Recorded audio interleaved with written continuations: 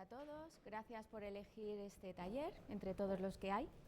Espero que disfrutéis de la sesión y pues bueno, estamos aquí para entender cuál es el rol de CISO, todo lo que pueda aportar en relación a lo que es el reglamento de inteligencia artificial, sobre todo, ¿vale? Nos vamos a centrar en un primer momento en el reglamento para después introducir y ver la necesidad de que exista ese jefe de seguridad de la información, ese CISO a cargo de la seguridad o de la ciberseguridad. A ver.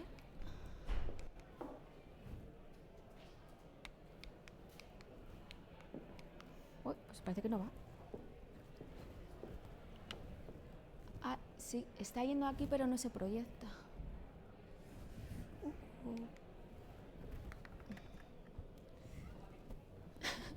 Se está pasando aquí pero en la pantalla no.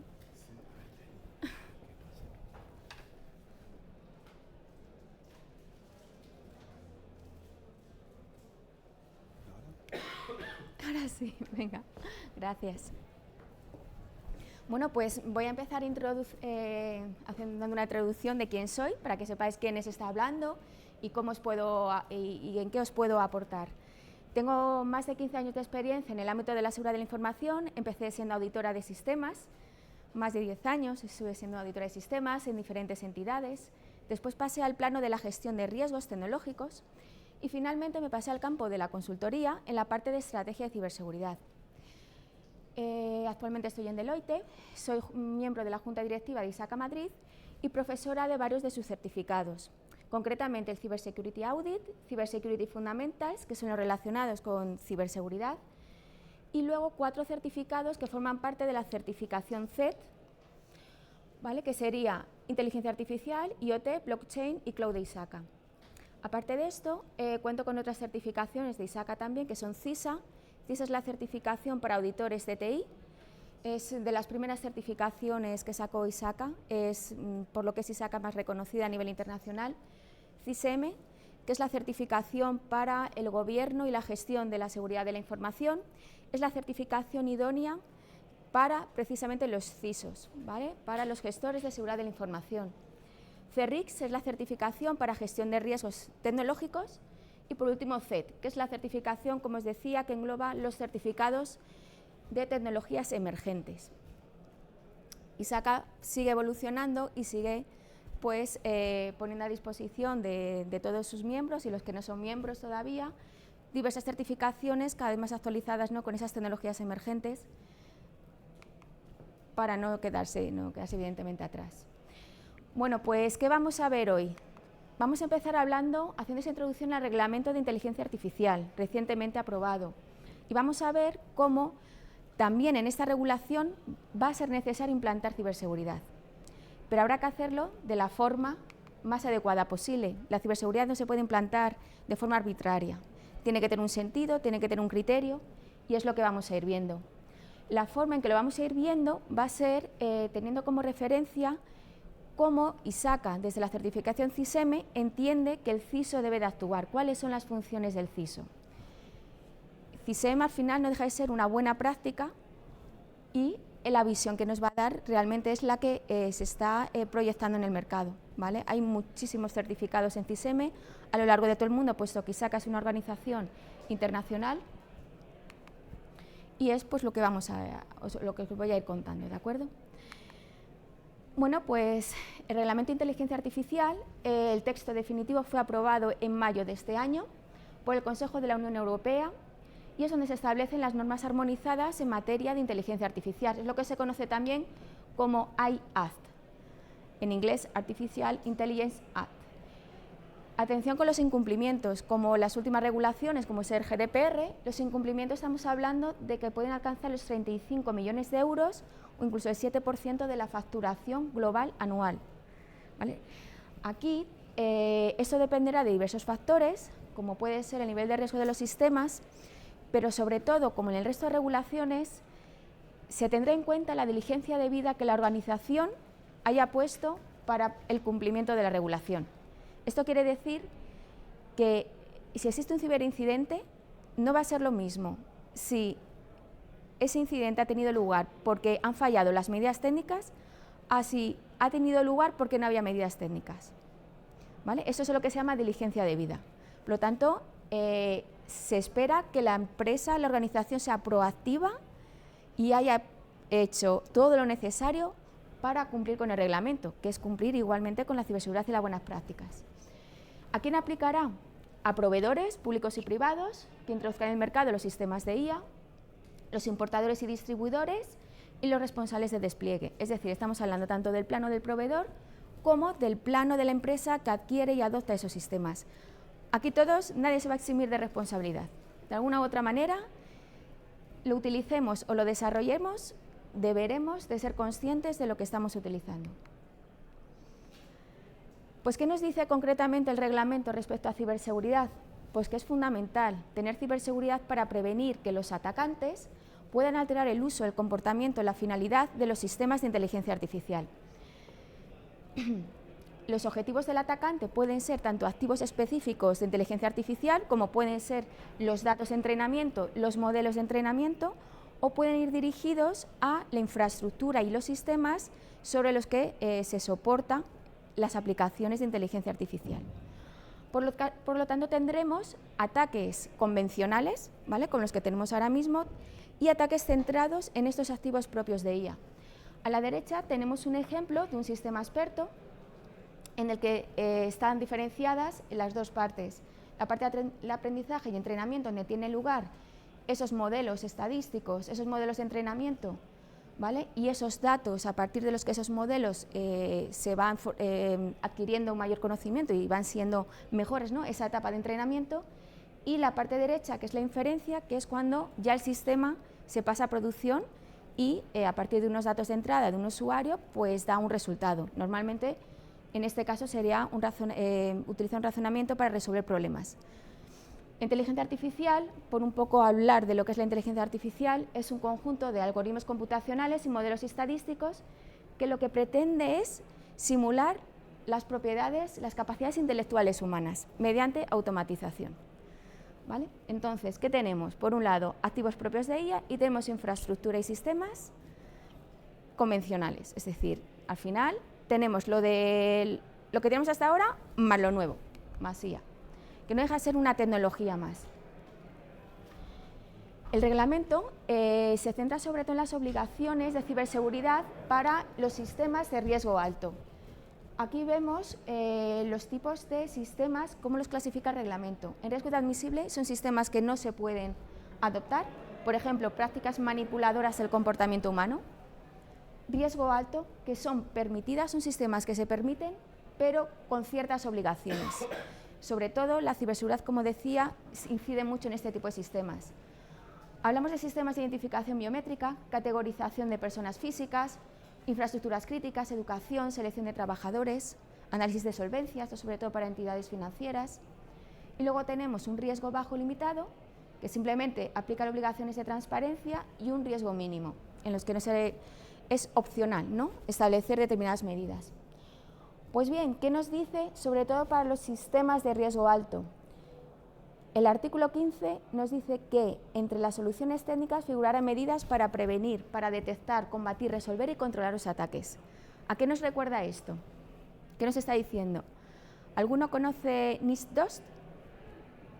¿Vale? Pues, bueno, ahora NIST-2, sabéis que ha evolucionado hacia NIST-2 y al final es un conjunto de actividades de control en las que debemos de tener en cuenta para proteger holísticamente la organización. Tendríamos el identificar, detectar, contener, recuperar, reproteger, etcétera, ¿no?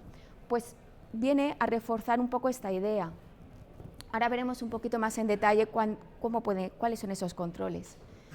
Y en el anexo 4 nos señala que entre la documentación técnica a aportar para estos sistemas de alto riesgo debe existir una descripción detallada de las medidas de seguridad.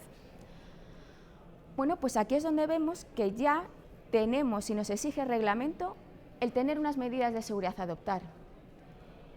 Estas medidas de seguridad, además, debemos de tener en cuenta que deben de tener foco en el factor humano. El reglamento incide sobre todo, y el objetivo es proteger los derechos, la seguridad de las personas. ¿De acuerdo? Entonces, en esa valoración de las medidas, uno de los riesgos a valorar será siempre que el impacto sobre las personas sea mínimo, o al menos que el foco nos centremos en ello, ¿no? Y aquí es donde empieza a tener relevancia el papel del CISO, el Chief Information Security Officer, como responsable, entre otras cosas, de la definición de las medidas de seguridad y líder de la estrategia de seguridad. ¿Por qué? Porque no podemos establecer todas las medidas de seguridad que queramos, los presupuestos son limitados, las medidas de seguridad, los controles deben tener un mantenimiento, una gestión. Todo esto hace que tengamos que priorizar, identificar qué medidas debemos de implantar. Otro de los factores que nos ayudará será hacer esa valoración del riesgo, valoración coste-beneficio, lo veremos más en detalle. Bueno, pues ya que hemos empezado a introducir la figura del CISO, vamos a ver, según la certificación CISM, cómo aborda sus funciones. Lo vamos a hacer desde los 4 módulos que aborda la certificación. En primer lugar, el CISO, uno de sus objetivos es velar por la implantación de un modelo de gobierno de ciberseguridad. ¿Esto qué significa? Que para que las medidas de seguridad se implanten en la organización y necesita el apoyo de la organización, y esto se hace a través de un modelo de gobierno. Y ese modelo de gobierno de ciberseguridad que propone debe estar incluido y formar parte del gobierno corporativo. Es decir, no puede hacer un poco la guerra por su cuenta, ¿vale? Porque al final existe una comunicación con la alta dirección para demostrar y para hacer valer la estrategia de ciberseguridad. Ahora vamos a ir viendo cómo. Como hemos dicho, define y gestiona el programa de seguridad de la información, que es el conjunto de medidas que formarán parte de ese plan director. Gestiona los riesgos de seguridad de información, no solo establece medidas, sino que se estará haciendo una monitorización continua para ver si con esos controles de seguridad mantenemos la organización en un nivel de riesgo aceptable, lo que se llama apetito al riesgo. Y además es el líder respecto al plan de respuesta a incidentes. Establece y mantiene un plan de respuesta a incidentes, porque como sabemos la ciberseguridad 100% no existe, tenemos que estar preparados ante un incidente y esto lo hacemos a través de ese plan de respuesta. Si os fijáis, continuamente estoy repitiendo la palabra gestión, liderazgo, ¿no? El CISO se maneja en las capas estratégicas de gobierno y en la capa de gestión. Hoy por hoy, el CISO también está en la parte técnica, más operativa, de las operaciones. Pero si le delegamos a ese plano, únicamente a ese plano, ¿quién va a hacer esa función de gobierno y de estrategia como para dar a valer la función y como para conseguir el objetivo de ciberseguridad? Entonces necesita ese equipo que le soporte en esta misión, ¿vale? Pero no le podemos delegar a un plano técnico. Iremos reforzando esta idea. Bueno, pues vamos a ver cómo desarrollamos el plan director de seguridad. Tendremos que, CISO, como hemos dicho, es responsable de definirlo, planteará un programa de seguridad, que es el conjunto de medidas para conseguir el estado de seguridad deseado, que es aquel que debemos de conseguir, ¿no? De acuerdo a esos objetivos también de negocio. ¿Y cómo lo hacemos? Porque además es importante que el CISO y que ese plan director de seguridad de las medidas técnicas de seguridad y organizativas está alineado con negocio. Y esto, ¿cómo me diréis? ¿Y cómo hacemos eso, no? Bueno, pues así visto un poco de forma conceptual, ¿vale? Esto habría que hacer muchísimo más desarrollo, pero para que os quedéis con la idea, la organización quiere adquirir un sistema de inteligencia artificial, una aplicación, por ejemplo ChatGPT o cualquier otra aplicación que utilice inteligencia artificial. Pues los responsables de negocio de esa aplicación, las que quieren introducir en la organización, deberán hacer una valoración respecto a seguridad, las propiedades de confidencialidad, integridad, disponibilidad y otras tantas que se consideren, y a partir de ahí el CISO y su equipo determinará qué medidas de seguridad debe de poner para conseguirlas. Primero valorará cómo es el estado de control, si con los controles existentes podemos llegar a esos objetivos de seguridad, y si no se llega deberá de proponerlos. Y esto lo hará también a partir del riesgo que conlleva la introducción de ese sistema en la organización. Bueno, pues según el artículo 15 nos decía que las medidas de seguridad tienen que abarcar todo lo que es ese conjunto de actividades, no solo de protección, sino también de contención y respuesta. Concretamente, ¿qué medidas tenemos para los sistemas de inteligencia artificial? ¿cuáles son las que más directamente podemos ver que son representativas? Todo el tema de políticas y procedimientos. Al final, la parte de gobierno, la parte del marco normativo de gobierno es muy importante porque es como la alta dirección y a través del CISO que lo propone, es como necesitamos hacer la ciberseguridad llegue a la empresa y cómo se va a realizar. Es decir, son las normativas. Es muy importante que los empleados sepan cómo tienen que actuar, qué cosas pueden hacer y qué no pueden hacer. No sé si os suena que ya existe una normativa, se suele utilizar una normativa de uso aceptable de activos, en la que se habla y la organización muestra al empleado cómo debe de actuar, por ejemplo, en las redes sociales, qué tipo de información no puede compartir, qué aplicaciones no puede utilizar. Esto se viene a reforzar con controles también técnicos, ¿no? Cuando tenemos listas blancas y listas negras de aplicaciones y no permitimos esa instalación. Pero el usuario al final es el que tiene acceso a los sistemas, los empleados, y deben de conocer de primera mano cuáles son los riesgos y dónde están esos límites también. Bueno, pues eso lo gestionamos con políticas. Por ejemplo, para aplicaciones como ChatGPT, se deberá determinar en normativa qué aplicaciones deben estar permitidas y las que estén permitidas, cómo se deben de utilizar. Por ejemplo, no sería deseable o deberemos de ver la manera de que un empleado pueda introducir datos sensibles, confidenciales de la empresa cuando interactúe con ChatGPT o cualquier otra similar que esté quizás en una cloud de un tercero, ¿no? Eso, igual que cuando analizamos el riesgo de la cloud, pues aquí lo mismo, ¿vale? Entonces, todo lo que gire en torno a aplicaciones de inteligencia artificial deberá existir una normativa que aterrice la manera en que podemos utilizarla y llevarla a la organización. Cuando transferimos datos entre la empresa y herramientas que están alojadas, por ejemplo en la nube, tendremos que hacerlo a través de mecanismos seguros. Cuando estemos tratando con esos terceros proveedores que nos proveen estas aplicaciones, cuando estamos con ellos trabajando en ese entrenamiento de los modelos, tendremos también que asegurarnos a través de un contrato cómo ellos van a manejar nuestros datos. Esto lo haremos a través de cláusulas de seguridad. Una muy importante de ellas es la cláusula de auditoría. Y ejemplos de estas cláusulas, por ejemplo, que existan requisitos de seguridad en el desarrollo del ciclo de vida del software, ¿vale? Es importante. Cuando el desarrollo lo hace la propia empresa, pues el CISO es importante que se involucre porque para que esa aplicación ya nazca con los requisitos de seguridad desde el comienzo. Es lo que se llama el principio de ciberseguridad o de seguridad por el diseño, ¿vale? El reglamento GDPR también hace mucha incidencia en esto. Es también deseable para el software hacer pruebas de código, de testeo del código, probar ese software en un entorno controlado antes de ponerlo en producción, hacer un pentesting, a ver cómo es ese comportamiento si exponemos la aplicación y ese sistema a una simulación de un ataque real, porque podemos estar muy preparados y desde el plano teórico he puesto todas las medidas, lo monitorizo, me ha llegado no sé cuánto tiempo a hacerlo, la inversión ha sido enorme, pero ¿realmente estamos preparados ante un ataque real, ¿no? ¿Qué mejor forma que hacerlo mediante un pentesting? También la propia IA generativa, existen soluciones que nos ayudan a detectar amenazas, ¿vale? Para la parte del SIEM, para lo que es la monitorización de alertas, a cargo del equipo de SOC, se están empezando a utilizar este tipo de tecnologías. Importante, que no utilicemos tecnologías que también conlleven vulnerabilidades, ¿vale? Será importante también cerciorarnos de qué estamos utilizando precisamente para detectar esos ataques. Y aquí quiero hacer mención también a un control de los clásicos, la gestión de identidades, la gestión de acceso. ¿Quién puede acceder a la información? ¿Quién puede acceder a esos datos de entrenamiento? ¿Vale? Porque al final no deja de ser la confidencialidad y la privacidad es también un factor muy importante. Es una forma de proteger esos derechos de las personas.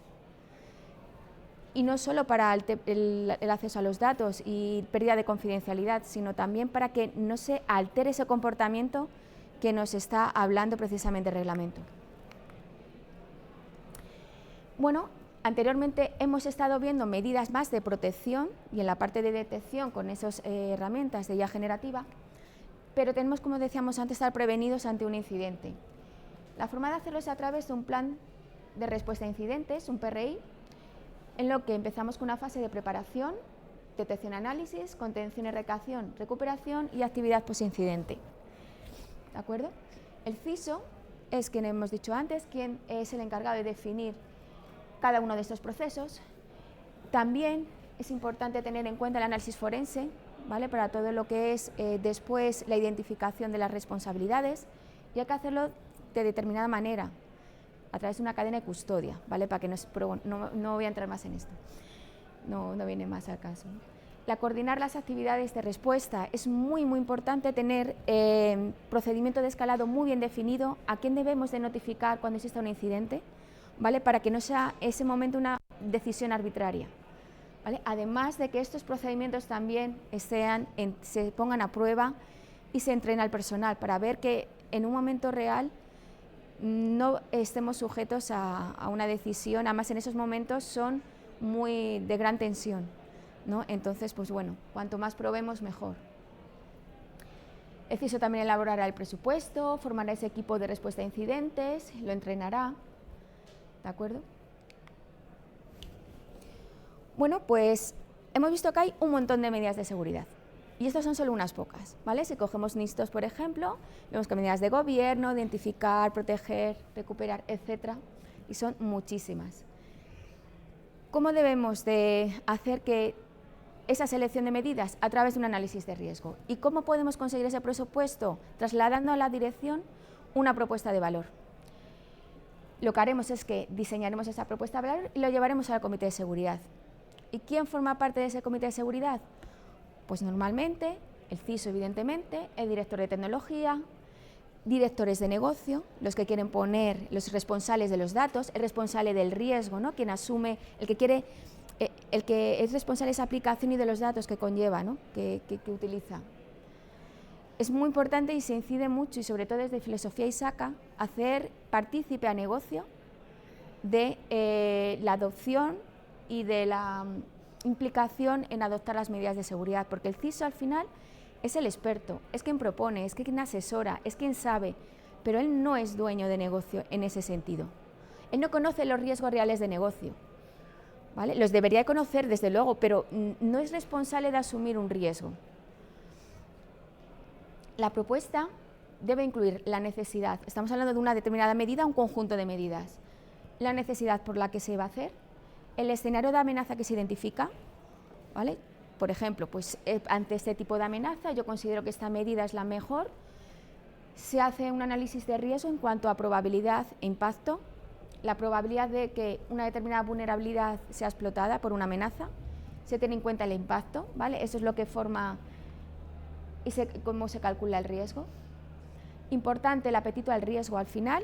Si yo hablo de una medida a implantar, estoy hablando de que quiero mitigar. Y si quiero mitigar es porque tengo un riesgo superior al apetito al riesgo.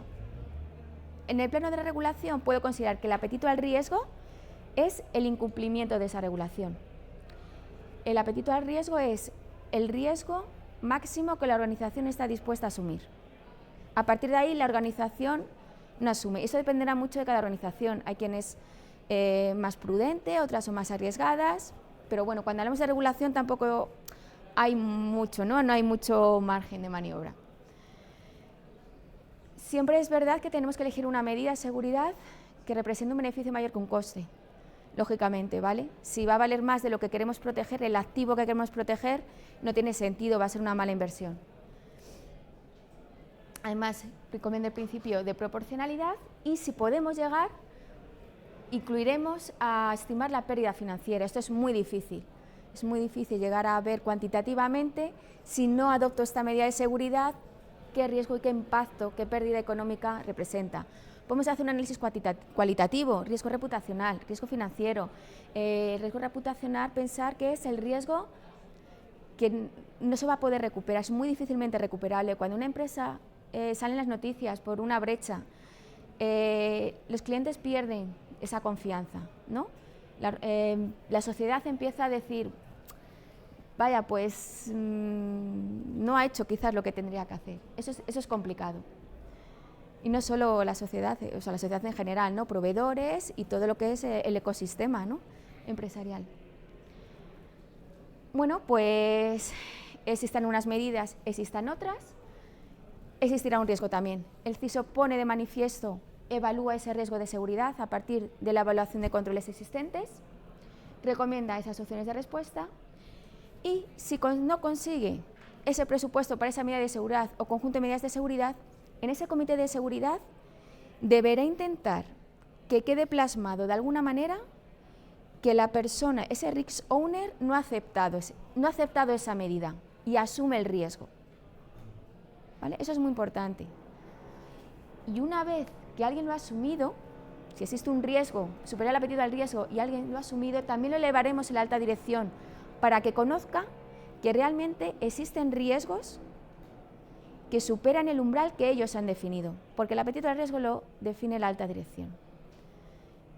El CISO deberá comunicar esto, ¿vale? Y lo deberá hacer en ese lenguaje que entienda la alta dirección. Por eso es muy importante, y ahora veremos, que debe también tener una serie de habilidades, ¿no?, comunicativas para que exista esa comunicación y que se entienda. No podemos hablar en un lenguaje técnico, ¿vale? Deberá saber de tecnología el CISO, pero deberá hablar en términos de negocio, de riesgos para negocio. Bueno, vamos a hacer ahora una reflexión abriendo un poco el foco de todas las regulaciones que existen hoy por hoy y en las que el CISO al final toma un papel relevante porque la ciberseguridad toma un papel relevante. Tenemos el reglamento de inteligencia artificial que hemos introducido, el IAT, pero además existen otros dos, el Cyber Security Act y el Cyber Resilience Act. Estos son reglamentos relacionados con la seguridad que se exige en productos digitales en el mercado. De hecho, el reglamento de IA hace referencia a estos dos reglamentos cuando vamos a contratar o adquirir productos de inteligencia artificial a un tercero. Si ya está certificado en alguna de estas dos regulaciones, va a ser una seguridad mucho más razonable de que lo que adquirimos tiene seguridad. Aunque nosotros somos responsables de lo que adquirimos y a lo mejor hacemos nuestra evaluación de riesgo, pero ya es una garantía de que habrá pasado determinados controles que se exigen por la propia regulación. Reglamento DORA. No sé si os está afectando a vuestras empresas, pero hoy por hoy todas las que están relacionadas con el sector financiero y similares están vamos, como locos con esto, ¿vale? Ahora mismo no sale otra cosa que DORA.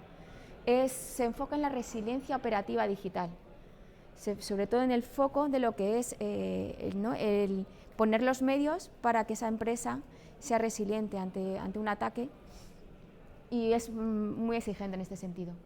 Tenemos también directiva respecto a infraestructuras críticas, regulación respecto al gobierno del dato, directiva NIS2, ELDAS y las que estarán por venir. Vamos a hacer una reflexión también sobre, ahora que hemos hablado de todo lo que hace el CISO, pues cuáles son esos conocimientos y habilidades que tiene que tener. Por un lado, el conocimiento propiamente técnico de GRC, que es gobierno, de riesgo, de cumplimiento, que son las regulaciones. Visión de negocio, para hablar en términos de negocio, saber cómo los objetivos de seguridad tienen que conseguir los objetivos de negocio, ¿vale? Conocimientos de macroeconomía, geopolítica. Al final, existe ciberterrorismo, existen esos ataques entre estados, la ciberguerra, ¿vale? Entonces, conociendo un poco por dónde puede venir esos ataques o de dónde, un poco teniendo en cuenta ese marco, ¿no?, a nivel mundial y de geopolítica, pues y de macroeconomía va a ser, quizás se anticipe y pueda poner el foco, ¿no?, en un objetivo o en un tipo de ataque.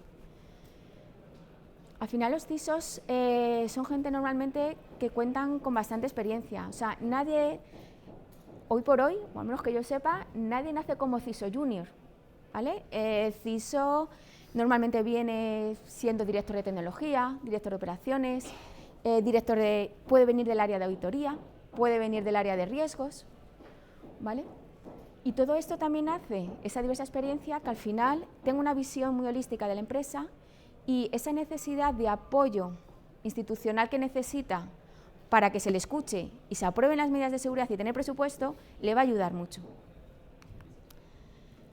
Como cualquier responsable de un área, tendrá que tener determinadas dotes de liderazgo con el equipo, dotes de comunicación para trasladar esa necesidad de ciberseguridad y de negociación, ¿no?, cuando va a presentar esa propuesta de valor, tiene que saber un poco decir, bueno, a veces hay parte de esa negociación, por muy bien que lo haga, ¿no? Los presupuestos también son limitados, tenemos que ser conscientes. Capacidad analítica y resolución de problemas complejos. Cuando nos involucramos en la detección de un incidente, puede haber diversas alertas, multitud de alertas. Hay que correlar todo eso. Tenemos unas aplicaciones tecnológicas como el SIEM que nos ayudan, pero muchas veces tenemos que entender lo que está sucediendo, ¿no? Y bueno, pues tener esa capacidad analítica pues es un plus, desde luego. Y bueno, pues existen certificaciones que de cara a terceros ayudan a demostrar que esa persona pues ya tiene una experiencia, tiene unos conocimientos y nos va a ayudar y va a saber ejercer esa visión, ¿no? Como CISEM. Bueno, es que me encanta este logo. Yo que veo al CISO como le pedimos de todo, ¿no? Es un super CISO. Bueno, pues vamos a concluir. Sí. Vale. Bueno, pues el CISO ha sido empoderado por las recientes regulaciones. Hace como cosa de 5 o 6 años no había apenas CISO en las organizaciones. Este rol lo asumía el director de tecnología, o no existía, pero es verdad que ha habido de 6 o 7 años hacia aquí, impresionante. Toda organización tiene prácticamente un CISO. ¿Vale? Y es que, de hecho, antes no estaba nombrado y ahora está nombrado, ¿no?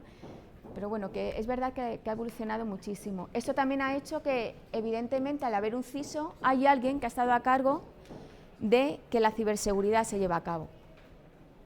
El CISO tiene que estar involucrado en las contrataciones y requisitos de nuevos desarrollos de inteligencia artificial, involucrado en identificar los límites en qué tecnologías se pueden aplicar en base a ese análisis de riesgos, estableciendo políticas y procedimientos además, definir indicadores de riesgo óptimos para poder detectar situaciones de incumplimiento a tiempo también medidas de detección ante esos ataques para responder de inmediato. Daros cuenta que estos sistemas pueden atentar contra los derechos fundamentales de las personas, ¿vale? Por lo tanto, las medidas de detección toman muchísima importancia. Tenemos que tener en cuenta nuevos requerimientos regulatorios en la elaboración de esa estrategia, y el CISO, como hemos dicho, no puede limitarse a tareas técnicas, debe ejercer su función de gestión y gobierno y debe estar en permanente actualización. Es verdad que también es posible contar, aunque ya os digo que cada vez es menos, pero es posible contar con CISO externalizado y pues con esa ayuda externa que al final ayuda en esa labor, a reforzar capacidades, y esto pues al final ha sido también un punto muy a favor y una ventaja competitiva para muchas organizaciones a lo largo de esa transición, ¿no? Que ha habido de cuando no existía todavía esa figura. Y hasta aquí, ya no tenemos más tiempo, muchísimas gracias. No hay tiempo para preguntas ni nada.